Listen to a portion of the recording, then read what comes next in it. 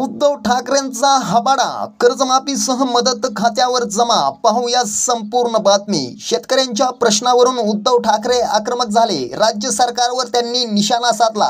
जाऊ तिथे खाऊ. शेतकऱ्यांना हमीभाव मिळत नाही, पण गद्दारी करणाऱ्यांना खोक्यांचा भाव मिळतोय, अशी टीका उद्धव ठाकरे यांनी केली.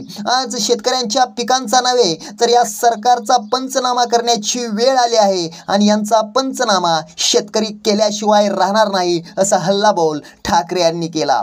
आज माझा शेतकरी रडतोय. आज काबाड कष्ट करणारा शेतकरी कर्जाच्या ओझ्याखाली दबलाय. मात्र हे सरकार ना कर्जमाफी देते, ना पीक विमा, ना मदत देतंय. या तमाम जनतेपुढे मी नमस्तक होऊन सांगतो, आपलं सरकार आलं की पहिला निर्णय हा कर्जमाफीचा असेल, अशी गवाही आज तुमच्या समोर देतोय, असं उद्धव ठाकरे म्हणाले. उद्धव ठाकरेंनी सरकारला चांगलंच घेरलं. थोडी लाज असेल, शरम असेल तर शेतकऱ्यांची कर्जमाफी करा, असा इशारा देखील ठाकरे यांनी दिला. याबद्दल तुम्हाला काय वाटतंय आम्हाला नक्की कमेंट करा. जय महाराष्ट्र.